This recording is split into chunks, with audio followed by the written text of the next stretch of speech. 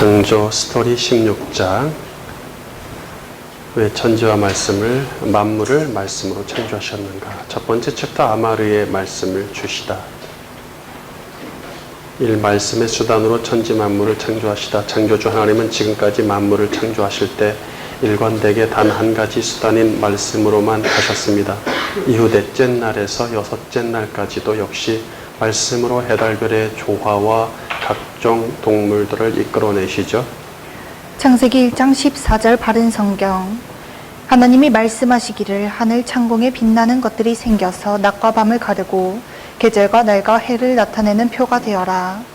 하나님께서 물에 생물의 무리로 가득하게 하고 땅 위 하늘의 궁창에 새가 날아다니게 하여라 말씀하셨다. 하나님께서 그것들에게 복을 주시며 생육하고 번성하여 바닷물을 채워라.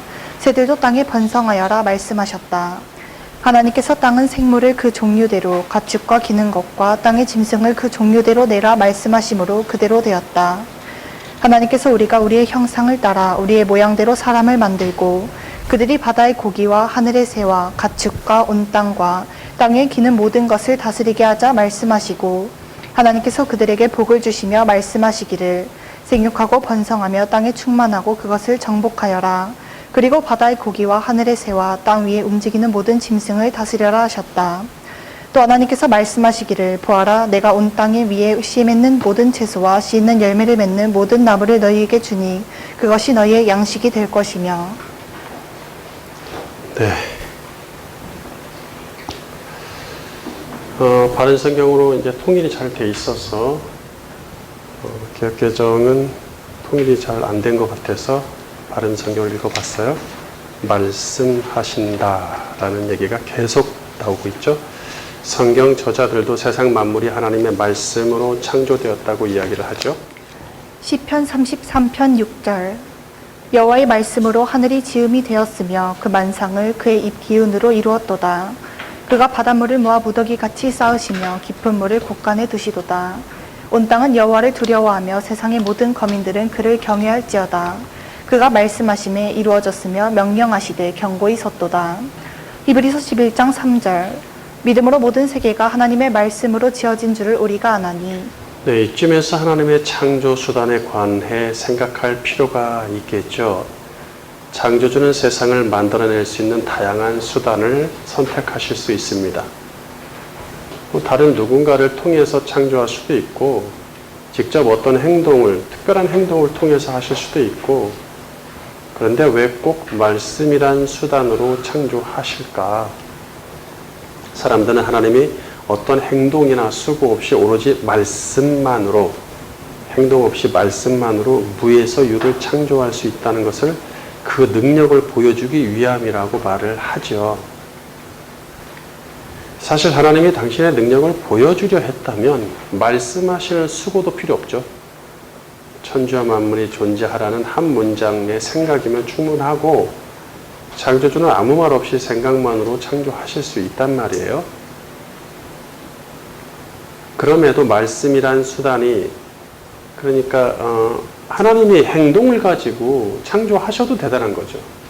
행동을 가지고 창조 손으로 이야 막 이렇게 하셨더라 막 이렇게 아무것도 없는 데서 해야 되니까 만들어내야 되니까 이렇게 했다고 해서 능력이 부족하신 겁니까? 어떠한 행동을 취하신다 해도 그 능력에 손상이 없습니다. 무에서 유를 만들어내는 건 어떠한 행동을 가해도 상관없이 대단하고 위대한 창조죠. 그러니까 능력을 행동 없이 말로 하기 위해서 말도 피곤하죠. 말이 얼마나 피곤하고 힘든 건데 그러니까 능력을 보여주기 위한 게 아니라 더 깊은 의미가 있지 않겠느냐. 말씀이란 수단이 성경 맨 처음부터 등장하는 것은 창조주의 특별한 계획과 의도가 있음이 분명하다. 말씀이란 수단을 통해서 신자에게 들려주고 싶은 진리가 무엇이 있을까 찾아보겠습니다. 이 당신의 사람들에게 처음 아마르의 말씀으로 나타나시다. 하나님은 혼자 독단적인 생각으로 아무렇게나 세상을 마음대로 운영하시지 않습니다. 꼭 당신의 사람들에게 찾아오셔서 모든 계획과 생각을 말씀해 주시죠. 하나님이 말씀하시다에서 말하다는 히브리어 동사 아마르인데 하나님이 당신의 사람과 교제하는 방편입니다. 당신의 사람들과 첫 만남에서 말씀의 형식을 취하시고 하나님 나라를 이루기 위한 모든 사역을 직접 말씀해 주신다는 얘기예요. 이렇게 하나님의 입에서 나와 사람의 귀에 들려주시는 말씀을 아마르의 말씀이라고 칭하겠습니다. 첫 번째 아담에게 에덴 동산의 규칙에 관해 아마르의 말씀으로 나타나시죠. 창세기 2장 16절 바른 성경. 여호와 하나님이 그 사람에게 명하여 이르시되 동산 각종 나무의 열매는 내가 임의로 먹되 선악을 알게 하는 나무의 열매는 먹지 말라. 내가 먹는 날에는 반드시 죽으리라 하시니라. 네. 하나님은 노아와의 첫 만남에서 앞으로 있을 심판 사역을 아마르의 말씀으로 설명하시죠. 창세기 6장 13절 바른 성경. 하나님께서 노아에게 말씀하셨다. 모든 육체의 마지막이 내 앞에 이르렀느니 그 땅이 그들로 말미암아 폭력이 가득 찼기 때문이다. 보아라, 내가 그들을 그 땅과 함께 진멸하겠다. 아브라함과의 첫 만남에서는 앞으로 인류 역사에서 그를 통해 이루실 하나님의 나라를 아마르의 말씀으로 약속하시죠. 창세기 12장 1절 바른 성경. 여호와께서 아브라함에게 말씀하셨다. 너는 내 땅, 내 친족, 내 아버지의 집에서 떠나 내가 내게 보여줄 땅으로 가거라. 내가 너를 큰 민족이 되게 하고 내게 복을 주어 내 이름을 크게 할 것이니 내가 복이 될 것이다. 너를 축복하는 자에게 내가 복을 주고 너를 저주하는 자에게 내가 저주하겠다. 땅의 모든 족속이 너로 말미암아 복을 받을 것이다. 자, 그 다음은 또 이삭이죠. 이삭과의 첫 만남에서도 동일하게 아마르의 말씀으로 약속하십니다. 창세기 26장 2절 바른 성경. 여호와께서 이삭에게 나타나 말씀하셨다. 이집트로 내려가지 말고 내가 내게 지시하는 그 땅에 머물러라. 내가 이 땅에 거주하면 내가 너와 함께하고 내게 복을 주며 내가 이 모든 땅을 너와 내 자손에게 줄 것이다. 또 내가 내 아버지 아브라함에게 맹세한 맹세를 이룰 것이다. 내가 내 자손을 하늘의 별들과 같이 많게 하고 내 자손에게 이 모든 땅을 줄 것이니 땅의 모든 족속이 내 자손을 통하여 복을 받을 것이다. 또 그 다음 야곱과의 첫 만남에서도 동일하게 아마르의 말씀으로 약속하십니다. 창세기 28장 12절 바른 성경. 야곱이 꿈에 보니 사다리가 땅에 서 있고 그 꼭대기는 하늘에 닿아 있으며 하나님의 천사들이 그 위에 오르내리고 있었다. 또 보니 여호와께서 그 위에 서서 말씀하셨다. 나는 여호와 곧 내 할아버지 아브라함의 하나님이며 이삭의 하나님이다. 내가 누워있는 그 땅을 내가 너와 내 후손에게 주겠다. 너의 후손이 땅의 티끌같이 되어 동서남북으로 퍼질 것이며 땅의 모든 족속들이 너와 내 후손을 통하여 복을 받을 것이다. 네. 그 다음 모세와의 첫 만남에서는 그 나라의 건설을 위해 이스라엘을 애굽에서 구출할 계획에 대해 아마르의 말씀으로 나타내시죠. 출애굽기 3장 5절 바른 성경. 하나님께서 말씀하시기를 이리로 가까이 오지 마라. 내가 서 있는 곳이 거룩한 땅이니 내 발의 신을 벗어라 하시고 그러므로 이제 보아라. 이스라엘의 자손의 부르짖는 소리가 내게 들렸고 이집트 사람들이 그들을 괴롭게 하는 학대 또한 내가 보았으니 이제 가거라. 내가 너를 바로에게 보내어 내가 내 백성 이스라엘 자손을 이집트에서 인도하여 내게 하겠다. 그 다음에 여호수아의 첫 만남에서 그 나라의 영토인 가나안 땅의 정복을 아마르의 말씀으로 주시죠. 여호수아 1장 1절 바른 성경. 여호와의 종 모세가 죽은 후 여호와께서 모세의 보좌관 눈의 아들 여호수아에게 말씀하셨다. 내 종 모세가 죽었으니 이제 너는 이 모든 백성과 함께 일어나 이 요단을 건너 내가 그들 곧 이스라엘 자손에게 주는 그 땅으로 가거라. 내가 모세에게 말한 대로 너희 발바닥으로 밟는 모든 것을 너희에게 주었으니. 예, 이렇게 태초부터 창조 때부터 가나안 땅에 택한 백성이 들어갈 때까지 각각 그 사람들을 택하셔서 그 믿음의 사람들, 믿음의 조상들에게 나타나셔서 직접 말씀하시는 형식으로 아마르 하시면서 앞으로 어떻게 할 것인지 구속사를 이끌어나고 어떤 식으로 메시아에 관해서 이야기할지를 다 설명을 하신단 말이에요. 친히. 이 다바리의 말씀으로 나타나시다. 여호와의 말씀이 백성에게 임하다. 다바르가 백성에게 임하다. 이렇게 하나님이 택자들에게 찾아오셔서 직접 하신 말씀인 아마르는 무의미하거나 취소되지 않고 반드시 실현되는 능력을 지닙니다. 말씀 자체가 마치 살아있는 것처럼 활동력 있어 택자들을 말씀하신 대로 인도해 주죠. 말씀만 하시고 택자가 알아서 실행해야 하는 식이 아니라 하나님의 입에서 나온 말씀이 친히 실행을 하신다는 얘기예요. 운동력이 있다는 걸 깨닫기 시작하는 것이죠. 하나님의 입에서 아마리의 말씀이 나오는 순간 그 말씀은 눈에 보이는 구원과 심판의 일들을 수행하십니다. 그러니까 점점점 이제 이게 단순히 말하고 끝나고 사람의 말은 그냥 뱉어지면 끝나죠. 그것이 지켜진다는 보장이 없어요. 지켜지기도 힘들고. 그러나 하나님이 하신 말씀은 땅에 떨어지지 않고 뭔가 실행 능력을 가진다는 얘기예요. 그것이 점점 확실해진다는 얘기예요. 눈에 보이기 시작하고. 이렇게 하나님이 구원과 심판과 관계된 말씀을 특정인에게 주실 경우 이를 여호와의 말씀이라고 하죠. 여호와의 말씀, 하나님의 이름을 집어넣어서 여호와의 말씀. 여호와의 말씀은 히브리어로 데바르 예흐와, 데바르 야헤 이렇게 되어 있는데 이때 말씀은 명사 다바르가 들어가요. 다바르. 아마리의 명사형은 아니에요. 다바르라는 히브리어가 들어간단 말이에요. 여호와의 말씀. 그래서 다바르가 데바르가 되는 것이죠. 합쳐지면 어딘가에서 소리가 들리는 식인 아마르와는 다르게 여호와의 다바르의 말씀은 생생하게 의인화시켜 이제부터 의인화가 된단 말이에요. 의인화시켜서 반드시 하늘에서 땅으로 임재하다, 임하다 라고 표현을 한단 말이죠. 그러니까 이 임한다라는 것의 주인공이 하나님, 여호와의 영광, 그의 말씀, 그 다음에 메시아 이렇게 되거든요. 이 땅에 당신의 백성들에게 임하시는 것. 실제로 메시아는 임하시잖아요. 여호와도 임하셨죠? 여호와의 천사로 임하신단 말이에요. 눈에 보이는 어떠한 존재로 임한다는 얘기예요. 이때 임재하다는 히브리어로 발생하다, 존재하다를 뜻하는 하야 동사를 쓰고 있죠. 이것은 귀로 듣는 수준을 초월하는 시각적인 요소를 포함한다는 의미입니다. 그래서 아브라함 때부터는 이제 뭐예요? 소리로 들리는 아마르 정도가 아니라 직접 나타나세요. 심지어는 그리스도도 나타나시고 이제는 천사로 나타나시고 그렇죠? 여호와의 사자로 나타나신다는 얘기예요. 따라서 여호와의 말씀이 임한다는 말은 여호와의 말씀이 발생되어 온 땅에 존재한다는 뜻입니다. 한번 발생된 말씀은 절대로 사라지지 않고 유효한 상태로 세상에 존재합니다. 사람이 내뱉은 말은 금방 사라지거나 오래 기억되지 않습니다. 하지만 이 세상에 발생한 여호와의 말씀은 영원히 존재합니다. 여호와 하나님은 아브라함을 시초로 이 세상에 당신의 구별된 백성을 만들어 당신의 나라를 구축하겠다고 발표하십니다. 그때 아브라함에게 최초 다바르의 말씀, 여호와의 다바르의 말씀으로 임하시죠. 창세기 15장 1절 바른 성경.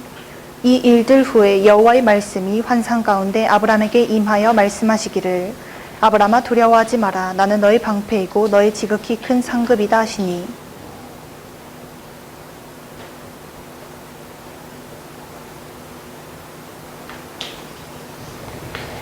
여기서 아마르와 다바르가 동시에 사용되므로 혼동하면 안 됩니다. 여호와의 다바르의 말씀이 택자들에게 임하기 시작한 이후 언제부터죠? 아브라함 때부터예요.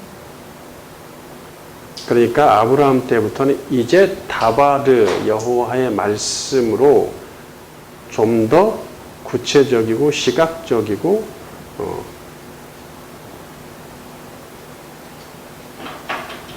활동적으로 임하신다는 얘기예요.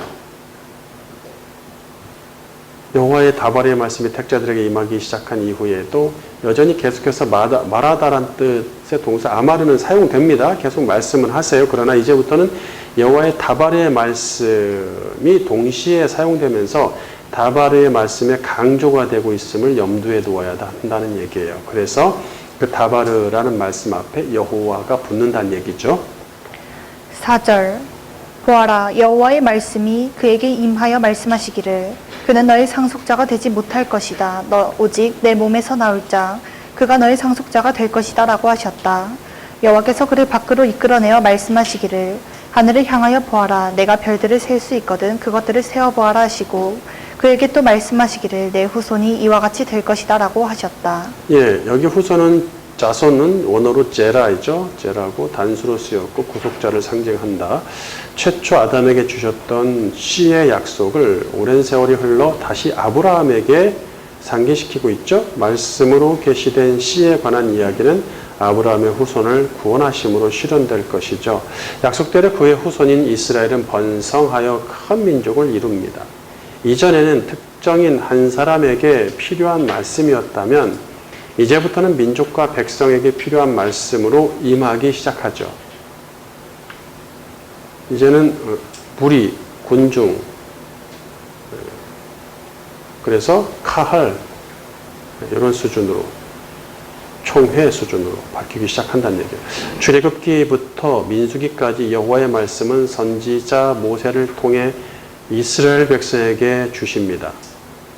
하나님이 직접 모세 입에 불어 넣어주셨기 때문에 하나님의 말씀으로서 명령과 법이 되죠. 출애굽기 24장 3절 모세가 와서 여호와의 모든 말씀과 그의 모든 율례를 백성에게 전하매 그들이 한 소리로 응답하여 이르되 여호와께서 말씀하신 모든 것을 우리가 준행하리이다. 모세가 그 피를 가지고 백성에게 뿌리며 이르되 이는 여호와께서 이 모든 말씀에 대하여 너희와 세우신 언약의 피니라. 네, 피로 언약을 맺죠. 언약의 피로 언약을 맺습니다. 자, 이 언약의 피는 신약에 가서 예수의 피로 다시 새 언약을 맺죠. 특별히 시내산에서 받은 여호와의 말씀은 백성의 눈에 보이도록 글씨로 기록된 율법이 됩니다. 대표적인 10개의 다바르가 돌판에 새겨져 주어집니다. 신명기 10장 4절 바른 성경 종이로 모이는 날에 그 산 위 불 가운데서 여호와께서 너희에게 말씀하신 십계명을 처음 것과 같은 돌판에 쓰셔서 여호와께서 내게 주셨다. 네, 우리는 물론 이제 십계명이라고 이제 한문의 영향을 받아서 한문으로 이렇게 해놨죠. 이게 아세레트 하테바림이라고 해서 숫자 열을 의미하는 에세르와 이 에세르와 말씀을 의미하는 다바르가 합해졌어요.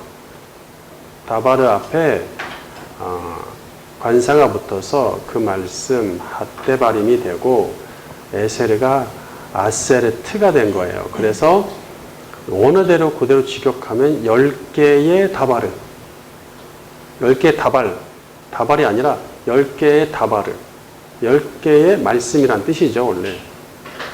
그렇게 번역해도 상관없습니다. 여호와의 말씀이 희귀해지다. 이제부터 여호와의 말씀은 이스라엘 백성의 삶에 직접적으로 관여하여 삶과 죽음, 복과 저주, 구원과 심판을 실현합니다. 그런데 이스라엘 백성은 여호와의 말씀을 멸시하죠.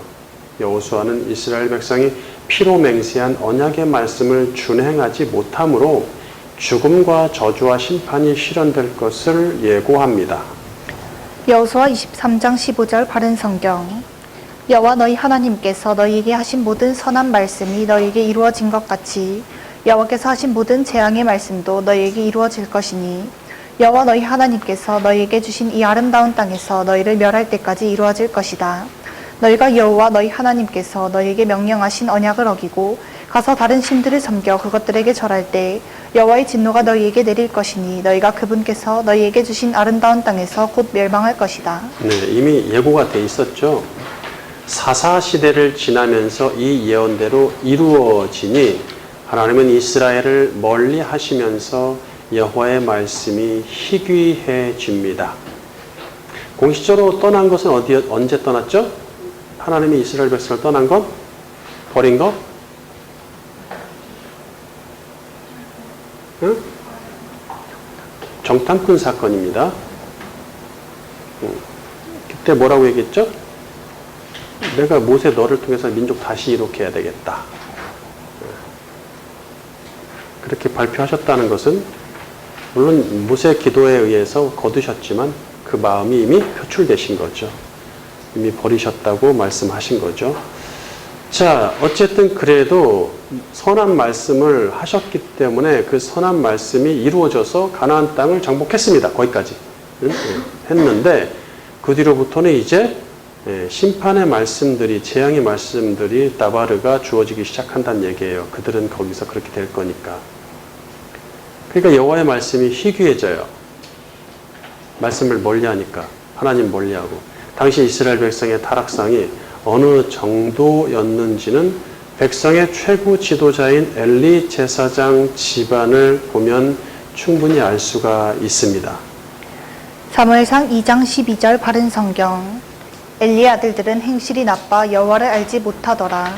그 제사장들이 백성에게 행하는 관습은 이러하니 곧 어떤 사람이 제사를 드리고 그 고기를 삶을 때에 제사장의 사환이 손에 3살 갈고리를 가지고 와서 그것으로 냄비에나 솥에나 그 솥에나 가마에 찔러 넣어 갈고리에 걸려 나오는 것은 제사장이 자기 것으로 가지되 실로에서 그것에 온 모든 이스라엘 사람에게 이같이 할 뿐 아니라 기름을 태우기 전에도 제사장의 사환이 와서 제사 드리는 사람에게 이르기를 제사장에게 구워드릴 고기를 내라. 그가 내게 삶은 고기를 원하지 아니하고 날 것을 원하신다 하다가 그 사람이 이르기를 반드시 먼저 기름을 태운 후에 내 마음이 원하는 대로 가지라 하면 그가 말하기를 아니라 지금 내게 내라. 그렇지 아니하면 내가 억지로 빼앗으리라 하였으니 이 소년들의 죄가 여호와 앞에 심히 금은 그들이 여호와의 제사를 멸시함이었더라.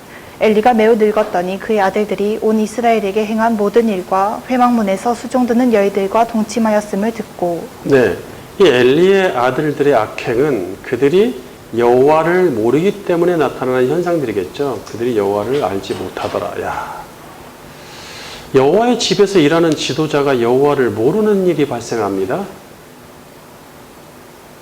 이게 옛날만 그런 게 아니라 지금도 마찬가지예요. 그들은 하나님의 집에 바쳐지는 헌물을 엘리의 아들들은 자기 멋대로 육신을 위해 사용하는 거예요. 하나님께 드리는 고기를 먼저 갈고리로 채가는 것이죠. 또는 빼앗아 가는 것이죠. 그래서 삶아서 드려야 되는 것을 삶아서 남은 거를 자기들이 먹게 돼 있는데 미리 자기들이 맛있는 걸 빼가는 거죠. 아니면 생으로, 삶기 전에 생으로 가져간 날고기를 달라. 날고기가 더 맛있다. 날고기를 먹었는지는 모르겠지만 그럴 확률도 충분히 있어 보이죠. 이 정도로 악하면 거기다가 피채 먹었을 확률도 높고 게다가 기름을 태운다. 그러니까 삶아버리면 맛이, 그 향이 안 나죠. 고기를 우리가 구워 먹는 이유가 뭐예요? 기름이 타는 냄새 때문에 그렇죠. 기름 타는 냄새가 중독이 되고 그게 가장 음식 중에서 인간을 자극하는 냄새라고 하잖아요. 그러니까 하나님이 고기를, 기름을 다 당신의 것으로 내 거다 다 기름은 나한테 갖고 와라 해서 기름을 다 태우시잖아요. 그럴 때 나는 그 향, 그것을 하나님을 진정시키는 향기라고 받으시지 않습니까? 이 사람의 수준으로 우리에게 이해시키고 가르치고 있는 것이 영원하신 하나님, 영이신 하나님이 실제로 냄새를, 고기 그 냄새를 좋아하신다고 생각하시면 안 됩니다. 어쨌든 그렇습니다. 그러니까 자기들도 태워서, 그 기름 태워서 생고기를 구워 먹고 싶어 하겠죠. 그 다음에 자기 육신의 멋대로 사용하고 하나님의 헌물을 하나님의 집에서 일하는 여자들과도 동침하고 난리 났어요. 마치 오늘날 교회 지도자와 중직자의 자녀들이 여호와를 알지 못하더라. 예수를 믿지 않고 몰라요. 잘. 목사가 교회에 바쳐진 헌물을 개인적인 일에 마음대로 쓰죠. 예, 이것 때문에 시끄러운 교회들 많죠. 그 다음에 가톨릭 교회 신부가 수녀와 동침하는 것과 같습니다. 이런 일들은 어제 오늘 얘기가 아니죠. 지금도 ING 진행 중에 있습니다. 상황이 이렇다 보니 하나님은 이미 민족 이스라엘로부터 마음이 떠나셨고 당신의 구속사를 진행하기 위해서 특정된 사람을 통해서만 자기를 나타내 보이십니다. 그러니까 이제는 이거 제사장들, 최고 지도자들이 이렇게 되니까 이제는 하나님이 당시 제사장을 비롯한 어른들이 많았음에도 어린 사무엘과 만나셔서 재앙의 말씀을 주실 정도니까 어린 사무엘에게 이게 말이 됩니까? 그 수많은 장로들, 원로들이 있음에도 불구하고 하나 자격이 없는 거예요. 하나 자격이 없는 거예요. 그러니까 내가 신앙생활을 30년 했다, 40년 했다, 내가 나이가 제일 많지, 내가 좀 제일 오래 했지, 이런 생각하지 마세요. 가장 근래 믿은 사람이, 가장 어린 사람이 하나님과 더 깊은 교제의 장을 맛볼 수 있습니다. 그걸 아셔야 돼요.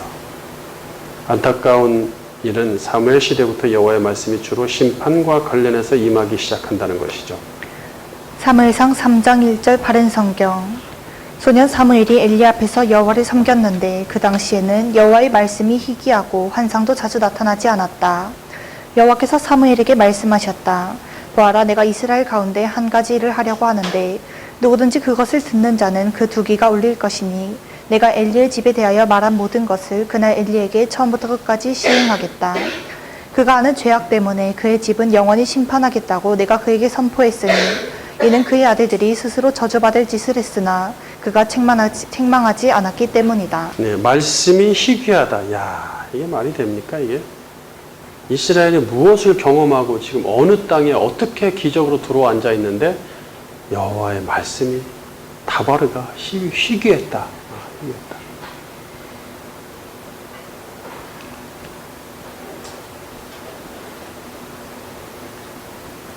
그래서 이제부터 특정한 사람들을 통해서 당신이 언제부터 얘기하셨죠? 시의 언약을 맺으신 시로 제라의 약속을 주신 게 언제예요? 창세기 3장 15절.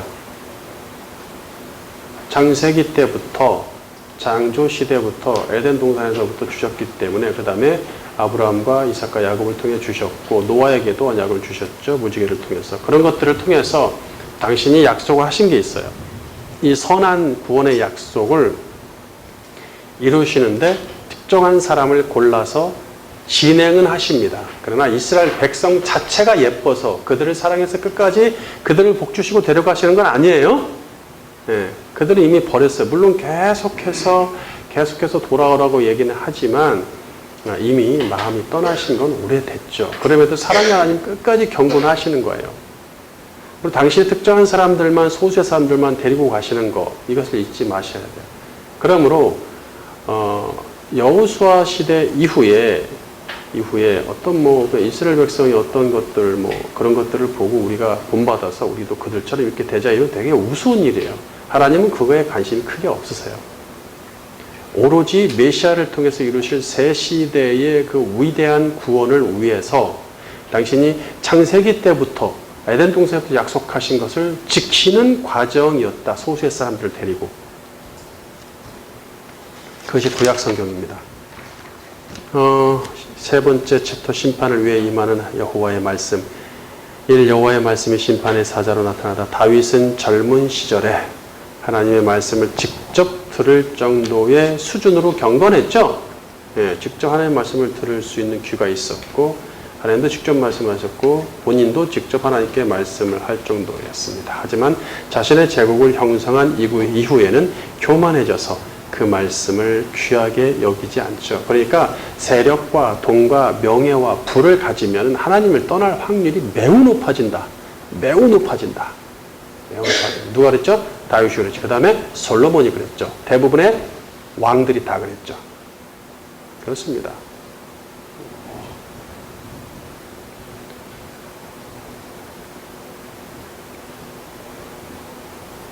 하지만 자신의 제국을 형성한 이후에 교만해져서 그 말씀을 귀하게 여기지 않으니 하나님도 그에게 직접 말씀을 주시지 않고 선지자들을 통해서 주시는 거예요. 와, 이게 다윗이 웬만한 선지자보다 우세하지 않습니까? 우월하고 월등해야 되지 않습니까? 그가 하나님한테 받은 게 얼마나 큰데? 근데도 이제 직접 말씀 안 하십니다. 여호와의 말씀을 없인 여긴 다윗에게 선지자 나단을 통해 임한 심판의 말씀입니다. 사무엘하 12장 9절. 그러한데 어찌하여 내가 여호와의 말씀을 업신여기고 나보기에 악을 행하였느냐. 내가 칼로 햇사람 우리아를 치되 암몬 자손의 칼로 죽이고 그의 아내를 빼앗아 내 아내로 삼았도다. 이제 내가 나를 업신여기고 햇사람 우리아의 아내를 빼앗아 내 아내로 삼았은즉 가리 내 집에서 영원토록 떠나지 아니하리라 하셨고 여호와께서 또 이와 같이 이르시기를 보라 내가 너와 내 집에 재앙을 일으키고 내가 내 눈앞에서 내 아내를 빼앗아 내 이웃들에게 주리니 그 사람들이 내 아내들과 더불어 백주에 동침하리라. 이스라엘의 죄악과 심판에 관해서 그 다음에 이사야 선지자에게 임한 여호와의 말씀입니다. 이사야 1장 1절 유다왕 우시아와 요담과 아하스와 히스기야 시대의 아모스의 아들 이사야가 유다와 예루살렘에 관하여 본 계시라.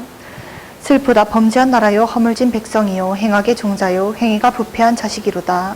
그들이 여호와를 버리며 이스라엘의 거룩하신 이를 만홀히 여겨 멀리하고 물러갔도다. 너희 소돔의 관원들아 여호와의 말씀을 들을지어다. 너희 고모라의 백성아 우리 하나님의 법에 귀를 기울일지어다. 이사야 38장 4절 이에 여호와의 말씀이 이사야에게 임하여 이르시되 네. 이스라엘의 죄악과 심판에 관해서 예레미야 선지자에게 임한 여호와의 말씀을 보겠습니다. 예레미야 1장 2절 아몬의 아들 유다 왕 요시아가 다스린 지 13년에 여호와의 말씀이 예레미야에게 임하였고 무리가 나를 버리고 다른 신들에게 분향하며 자기 손으로 만든 것들에 절하였은즉 내가 나의 심판을 그들에게 선고하여 그들의 모든 죄악을 징계하리라. 네. 그 다음에 이스라엘의 죄악과 심판에 관해서 에스겔 선지자에게 임한 여호와의 말씀입니다. 에스겔 1장 3절 갈대아 땅 그발 강가에서 여호와의 말씀이 부시의 아들 제사장 나 에스겔에게 특별히 임하고 여호와의 권능이 내 위에 있으니라. 에스겔 2장 3절 내게 이르시되 인자야 내가 너를 이스라엘 자손 곧 패역한 백성 나를 배반하는 자에게 보내노라. 그들과 그 조상들이 내게 범죄하여 오늘까지 이르렀나니 이 자손은 얼굴이 뻔뻔하고 마음이 굳은 자니라. 내가 너를 그들에게 보내노니 너는 그들에게 이르기를 주 여호와의 말씀이 이러하시다 하라. 그들은 패역한 족속이라. 그들이 듣든지 아니 듣든지 그들 가운데에 선지자가 있음을 알지니라. 네. 듣든지 안 듣든지 항상 있었습니다. 참 선지자는 있습니다. 이스라엘의 죄악과 심판에 관해서 마지막으로 호세아 선지자에게 임한 여호와의 말씀까지 볼까요? 호세아 1장 1절 우시아와 요담과 아하스와 히스기야가 이어 유다 왕이 된 시대 곧 요아스의 아들 여로보암이 이스라엘 왕이 된 시대에 브에리의 아들 호세아에게 임한 여호와의 말씀이라. 여호와께서 처음 호세아에게 말씀하실 때 여호와께서 호세아에게 이르시되 너는 가서 음란한 여자를 맞이하여 음란한 자식들을 낳으라. 이 나라가 여호와를 떠나 크게 음란하니라 하시니 이에 그가 가서 드빌라임의 딸 고멜을 맞이하였더니 고멜이 임신하여 아들을 낳음에 여호와께서 호세아에게 이르시되 그의 이름을 이스르엘이라 하라. 조금에 내가 이스라엘의 피를 예후의 집에 갚으며 이스라엘 족속의 나라를 패할 것임이니라. 네, 참 서글프죠. 이렇게까지 하나님 말씀하시는데도 까지 그렇게 오랜 세월 기회가 있었는데도 왜 이렇게 안 될까요? 이렇게 선지자들을 통해 이 세상에 발생되어 존재한 여호와의 말씀 다바르가 하야했다. 여호와의 다바르가 하야하다. 하나도 무효되지 않고 그대로 그들에게 실행됩니다. 심판을 위한 여호와의 말씀이 임함과 동시에 마치 그 말씀이 심판의 사자로서 악한 자를 칼로 쓸어내는 듯하죠. 이 백성을 구원할 말씀의 사자를 보내시다. 구약시대의 대부분의 여호와의 말씀이 심판의 경고와 형벌의 집행을 위한 사자로 발생한다는 것은 매우 안타까운 일입니다. 말씀의 사자라는 거 괜찮죠? 표현이? 특별히 택한 이스라엘 민족마저도 배교함으로써 인간의 악함이 낱낱이 드러나고 인류는 심판받을 수밖에 없음이 입증됩니다. 이런 현상은 심판뿐 아니라 구원자의 필요성을 더욱 부각시키죠.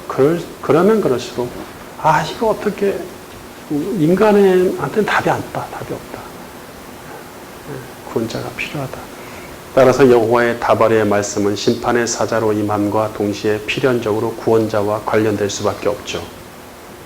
즉 심판의 필연성은 곧 구원의 필연성과도 연관되므로 심판과 구원의 말씀이 함께 주어진다는 얘기예요. 심판의 말씀이 열의 9이라면 반드시 하나는 구원의 말씀이 있다는 얘기예요. 그 심판과 구원의 말씀들은 모두 메시아의 강림으로 실현되므로 메시아는 심판의 시작이면서 구원의 사자가 되십니다. 심판의 사자이면서 구원의 사자가 되십니다. 그 사자 메시아에 관한 예언에서 여호와의 말씀인 다바르가 의인화되며 그 다바르의 말씀을 보내신다는 표현까지 하시죠. 인생들은 하나님의 말씀을 멸시하여 그 죄값으로 고통이 임하고 흑암과 사망의 그늘에 놓여 부르짖습니다. 하나님이 불쌍히 여기시고 그들에게 다바르 말씀을 구원의 사자로 보내셔서 사망과 고통에서 구원하기로 하시죠. 시편 107편 10절 사람이 흑암과 사망의 그늘에 앉으며 공고와 쇠사슬에 매임은 하나님의 말씀을 거역하며 지존자의 뜻을 멸시함이라. 이에 그들이 그들의 고통 때문에 여호와께 부르짖음에 그가 그들의 고통에서 그들을 구원하시되 그가 그의 말씀을 보내어 그들을 고치시고 위험한 지경에서 건지시는도다. 네, 이제는 말씀을 보낸다. 보내다는 원어로 샬라흐인데 공적 임무를 가진 사자를 보낸다는 뜻이에요. 공적 임무를 가진 사자를 보낸다. 여호와의 말씀은 귀로만 들을 수 있는 말이나 메시지로 전달되는 수준으로 끝나는 것이 아니라 그것을 능가한다는 얘기예요. 우리 귀로 들려지는 믿음의 조상들이 들었던 그 말씀에 듣고 끝나는 것이 아니라 그 이상으로 능가한다는 얘기예요. 이는 단순히 말의 강조를 위해 하나님의 말씀을 강조하려고 여호와의 다바르의 말씀이란 말을 썼다. 강조의 수준, 의인화의 수준으로 끝나는 게 아니에요. 그것이 전부가 아닙니다. 그 말씀은 그러니까 우리에게 강조하고 의인화시키는 이유가 있다는 얘기예요. 네? 그 말씀은 하늘의 공적 임무를 가진 사자로 보내지기 때문이죠. 말씀의 그 사자가 오시면 흩어진 백성을 모아서 예루살렘을 회복하며 상한 심령을 고쳐서 평화를 주실 것입니다. 시편 147편 2절 바른 성경 여호와께서 예루살렘을 세우시며 이스라엘의 흩어진 자들을 모으시고 마음이 상한 자를 고치시며 그 상처를 싸매주신다. 주께서 자기 명령을 땅에 보내시니 그 말씀이 속히 달려가는구나. 주께서 눈을 양털같이 내리시며 서리를 재같이 흩으시고 우박을 빵 부스러기처럼 쏟으시니 누가 그 추위 앞에 서 있을 수 있으랴. 주께서 그 말씀을 보내시어 그것들을 녹이시며 바람을 불게 하시니 물이 흐르는구나. 네, 우리 뭐 이런 말씀 다 뭘로 적용합니까? 메시아의 적용을 거의 다 안 하죠. 설교자들이 거의 다 안 합니다. 거의 없습니다. 근데 뭐 그냥 하나님 말씀 성경 열심히 읽고 성경을 실천하자. 율법주의죠, 전부 다. 열심히 성경 읽고 실천하자. 여러분 그렇게 하실 수 있어요? 여러분 혼자? 하나님의 말씀을 열심히 혼자 읽고 혼자 승리하시고 혼자 큰 상급을 얻으실 수 있겠습니까? 그럴 것 같으면 이스라엘 백성이 왜 못했을까? 예수님 시대의 유대인들은 왜 못해서 멸망했죠? 이건 전부 다 메시아에 관한 이야기예요. 우리는 메시아에 대해서 끊임없이 이 구약 성경과 시편을 가지고 공부해야 됩니다. 다 적용해야 돼요. 그분한테 다 적용해야 됩니다. 우리한테 적용할 것은 하나도 없습니다. 아니 메시아에 관한 당신의 메시아의 시를 갖고 왜 직거라고 자기한테 적용하냐는 얘기예요. 얻을 거 하나도 없다니까요. 율법주의 외에는. 다 메시아에 적용하자. 메시아에 대해서 우리 주 예수 그리스도에서 충분히 이 시를 통해서 배우잖아요. 그러면 내 안에 있는 그분이 일하시는 거예요. 나를 통해서. 15절에 이 일을 위해 공적 임무를 가진 메시아가 여호와의 명령으로 보내지니 그가 서둘러 달려간다는 표현을 합니다. 17절에 눈과 서리와 우박은 심판의 도구들이죠. 그런데 이 심판에 맞서거나 모면할 자는 아무도 없습니다. 18절에 말씀 다바르가 이 무서운 심판의 얼음을 녹여 물이 흐르게 한다는 표현을 하죠. 이런 시적인 표현에 의미가 있다는 얘기예요. 다바르가 무서운 심판의 얼음을 녹여서 물이 흐르게 한다. 바람이 불게 하시고 물이 흐른다. 이런 얘기 하잖아요. 바람이 불다, 물이 흐른다. 이런 말들은 뭐예요? 메시아 시대에 관한 설명이죠. 성령이 부어져서 생명이 살아나는 메시아 시대를 예언할 때 종종 사용되는 시적인 표현으로서 예수님도 이 말씀을 가져오셔서 성취하시죠. 요한복음 7장 38절 바른 성경. 나를 믿는 자는 성경이 말한 것 같이 그의 배에서 생수의 강들이 흐를 것이다 하시니 이것은 그분을 믿는 자들이 받게 될 성령에 대하여 말씀하신 것이다. 요한복음 2장 8절 세 번역. 바람은 불고 싶은 대로 분다. 너는 그 소리는 듣지만 어디에서 와서 어디로 가는지는 모른다. 성령으로 태어난 사람은 다 이와 같다. 네, 요한복음 7장 38절 바른 성경에서 생수의 강이 흐를 것이다. 강물이 흐르다. 흐르는 것에 이 넘쳐 흐르는 것에 대한 최초 언급이 어디에 있었죠?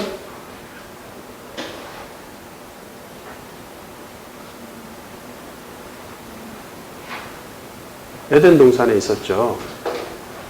예, 에덴 동산은 강이 발원해서 사방으로 흘렀죠. 예, 그럴 때 그 강의 이름이 다 크게 넘쳐서 빠르게 흘러나간다. 메시아의 시대에 성령의 시대를 예언하는 말씀이 그때부터 주어졌다는 얘기예요. 흐른다. 언제 구체화됐죠? 에스겔의 성전 환상에서 성전에서 흘러나온 물로 구체화됐죠. 예수님 오셔서 완전히 메마른 곳인 사마리아에 들려서 사마리아 여인에게도 얘기를 하시죠. 그리고 오늘 또 요한복음 7장에서 배에서 생수의 강이 흐른다. 이것은 그 믿는 자들이 받게 될 성령 푸뉴마에 대하여 말씀하신 것이다. 해석까지 해놓으셨네. 요한복음 2장 8절에 보면은 세번역 성경에 바람은 불고 싶은 대로 분다. 요한복음 2장이 아닌 것 같은데? 니고데모 이야기죠? 3장인데? 자, 어쨌든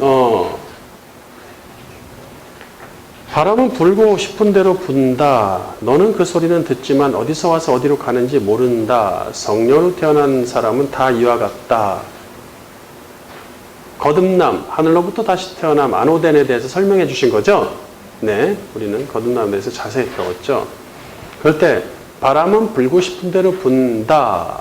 성령도 그렇다. 라고 할 때 바람은 푸뉴마입니다.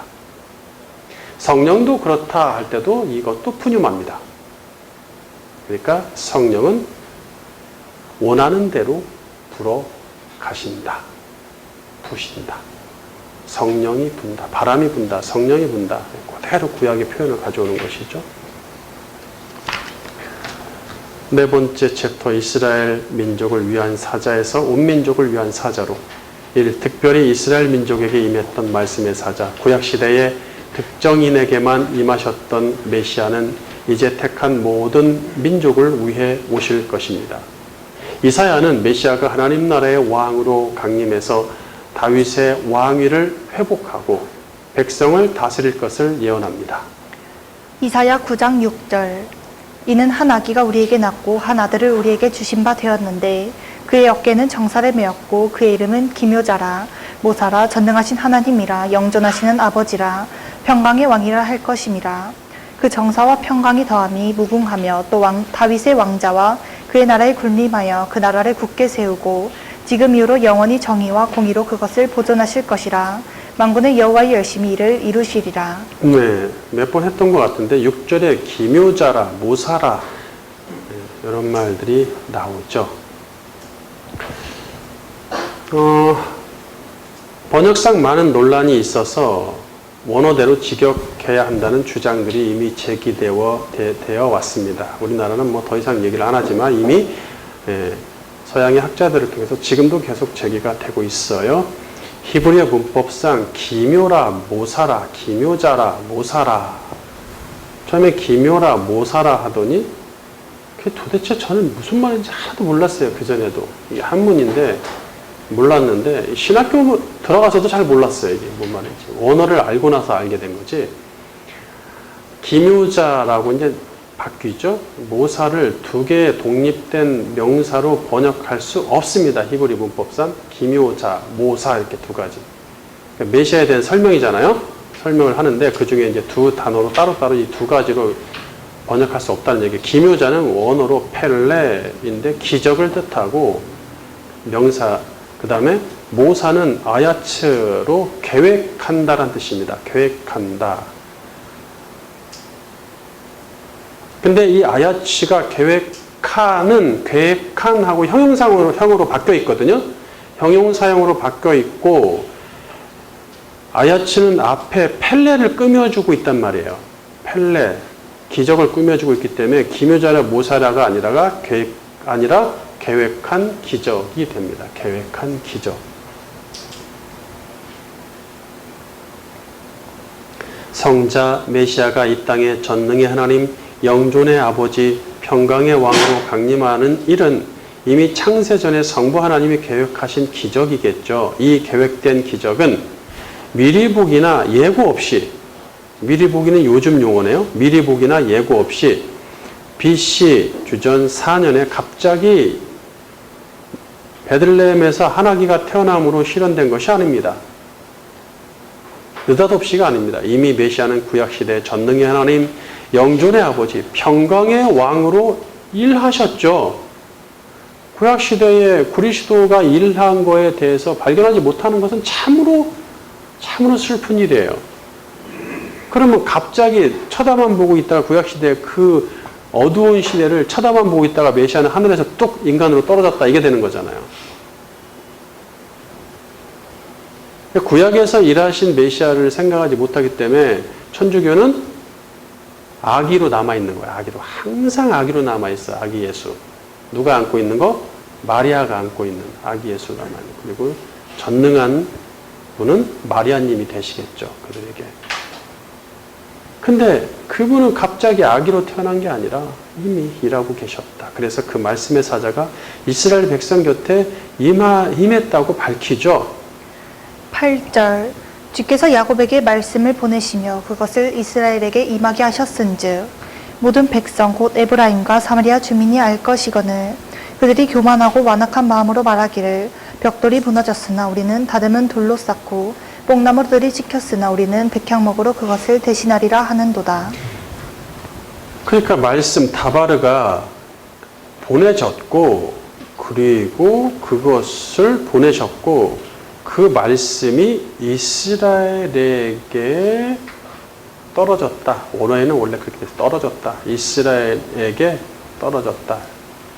이스라엘을 향해서 떨어졌다. 야곱에게 하나님이 나바르, 말씀의 사자죠. 메시아를 이미 보냈다.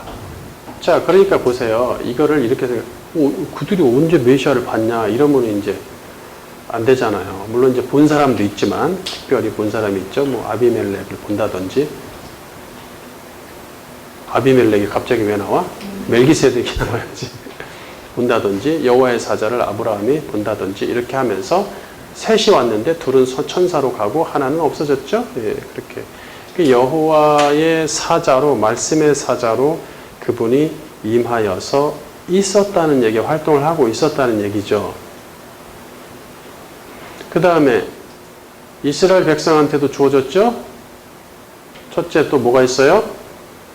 10개의 나바르, 10계명, 율법이 누구예요? 예수님이에요. 율법이. 율법 자체가 예수님이에요. 예수님을 상징해. 예수님을 그들에게 보냈다 이렇게 얘기하는 거예요. 율법을 통해서. 말씀의 사자. 그리고 또 신약 성경이 뭐라고 얘기해요? 반석을 펴서 물을 나길 때 그 반석은 예수 그리스도. 항상 그들과 함께 있었죠. 뭐 이처럼 메시아는 구약 시대도 다바르 말씀과 토라 율법으로 당신을 나타내시어 항상 이스라엘 백성과 함께 계셨음에도 불구하고 그들은 깨닫지 못하죠. 오히려 하나님이 심판에도 끄떡없는 나라를 구축하겠다. 하나님 심판에도 끄떡없는 나라를 우리가 구축하자.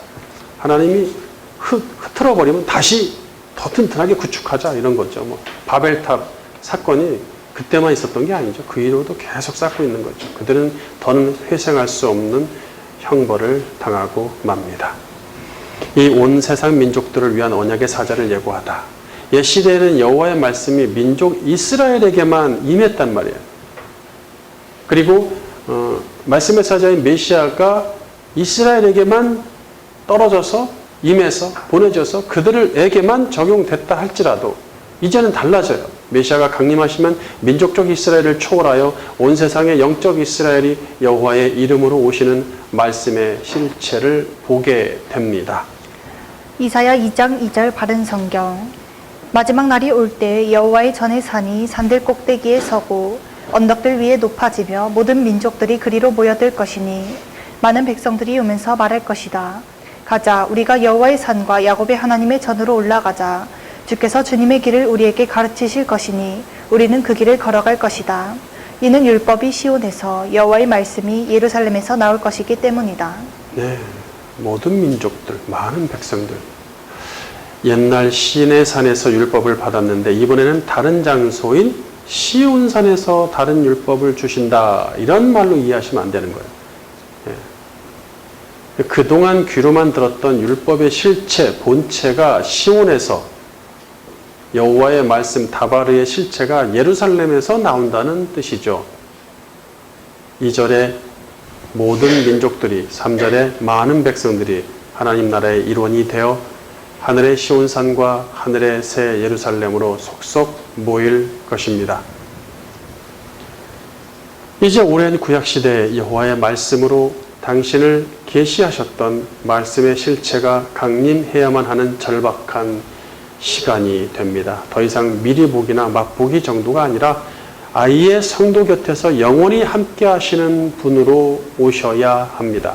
아담과 노아와 아브라함과 이삭과 야곱과 사무엘과 다윗과 이후 선지자들에게 약속하셨던 언약의 사자가 오셔야 합니다. 말라기 3장 1절 바른 성경. 만군의 여호와가 이르노라. 보라, 내가 내 사자를 보내리니 그가 내 앞에서 길을 준비할 것이요 또 너희가 구축하는 바 주가 갑자기 그의 성전에 임하시리니 곧 너희가 사모하는 바 언약의 사자가 임하실 것이라. 네, 헷갈리시면 안 돼요. 앞에 있는 사자는 메시아의 선구자 세례요한이죠. 뒤에 있는 사자는 언약이란 말 붙은 거는 메시아입니다. 헷갈리시면 안 돼요. 메시아가 언약의 사자인 이유는 하나님이 아담부터 다윗까지 믿음의 조상들과 맺었던 그 언약을 성취하는 분이기 때문에 언약의 사자죠. 언약의 사자가 성전에 임하는 이유가 뭡니까? 갑자기 성전에 임할 것이다. 그래서 임하셔서 뭐 하시죠? 채찍을 좀 쓰시죠. 어쨌든 성전에 임하시는 이유는 뭐예요? 메시아가 옛 시대의 성막과 성전 이야기를 성취 완성하고 새 성전 이야기를 쓰기 위해서입니다. 결론.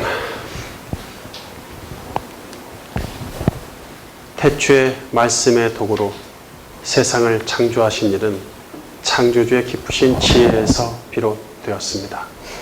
이후에도 하나님은 아마리의 말씀과 다바리의 말씀으로 구약의 역사를 진행하셨습니다. 구약의 전 역사가 말씀의 사자를 통해 당신의 사람들을 구원하기 위해 계획된 과정들이었죠. 본래 하나님은 사람을 구원하시는 일을 목적으로 세상을 창조하셨습니다. 당신의 사람들에게 말씀으로 나타나시는 목적도 그들과 교제함으로써 구원에 이르도록 하기 위함이겠죠. 전능하신 창조주가 고작 피조물에 불과한 인간에게 나타나셔서 말씀을 하신다. 그토록 이 당신의 사람들을 향한 사랑, 그들을 구원하기 위한 열정이 대단하시죠. 여호와의 말씀이 악이 가득한 세상에 임한다는 것 자체가 매우 큰 사랑의 실현입니다. 하나님은 악한 세상을 그대로 두고 보실 수 없어서 구약시대에 임했던 말씀의 사자를 보내십니다. 즉 말라기가 예언했던 언약의 사자가 성전에 임했죠. 사도 요한은 태초부터 계셨던 그 말씀이 우리에게 오셨다고 밝힙니다. 이것은 온전히 창조주 하나님의 위대한 사랑이 그리스도를 통해 실현된 사건입니다. 우리가 그런 시대를 살고 있잖아요. 만약 우리가 구약시대에 살았다면 우리도 이스라엘 민족처럼 말씀의 사자를 영접하지 못했을 것입니다.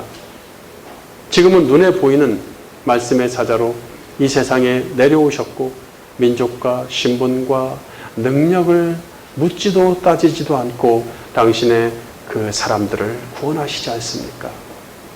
이것이야말로 하나님이 태초부터 계획한 기적이 아니겠습니까? 펠레유에츠. 하나님의 말씀은 신비롭고 사람이 이해하고 의지로 받아들이기 불가능할 정도로 어렵습니다. 어렵습니다. 엄청나게 어렵습니다. 하나님의 말씀은. 어렵게 해놓으셨어요. 어렵게. 절대 쉽게 해놓지 않으셨습니다. 왜? 아무나 못 알아듣게 하려는 목적도 있으시죠. 여호와의 말씀이신 예수님이 만약 아니었다면 이렇게 어마어마한 말씀을 이해하지도 받아들이지도 못했습니다. 이 말씀을 우리가 이렇게 이해하지 못했다면 구약에 그토록 하신 그 다바르의 그 말씀이 메시아이셨다 라는 것을 우리가 깨닫지 못했다면, 그리고 일반적으로 사람들이 얘기하는 것처럼 구약의 그런 말씀들이 다 나한테 복 주려고 하는, 뭔가 얻을 것이 없는가라는 것에 눈이 벌게져서 기승전복 그렇잖아요. 기승전복. 어떻게 해서 내 인생 한번 좀 튀어볼까? 편해볼까? 좀 얻어볼까?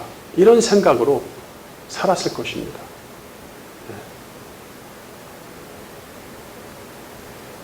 말씀의 사자 예수 그리스도는 우리를 부르셨고 그 말씀을 영접하는 기적을 우리는 체험했습니다.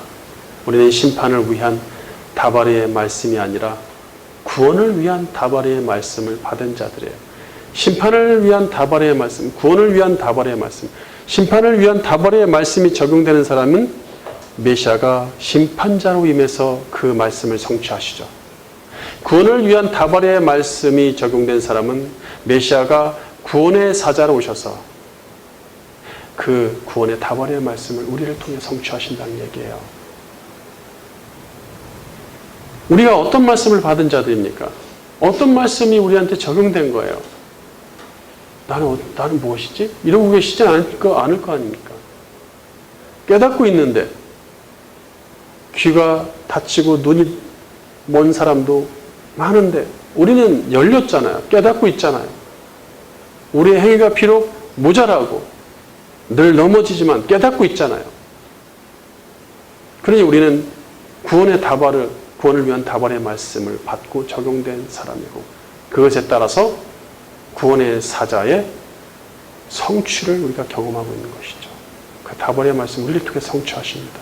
이 어찌 큰 은혜가 아니겠습니까? 이보다 더 큰 은혜 있습니까? 은혜 받은 사람답게 짧은 인생을 그 위대한 말씀 예수 그리스도께 온전히 드리기를 주님의 이름으로 축원합니다.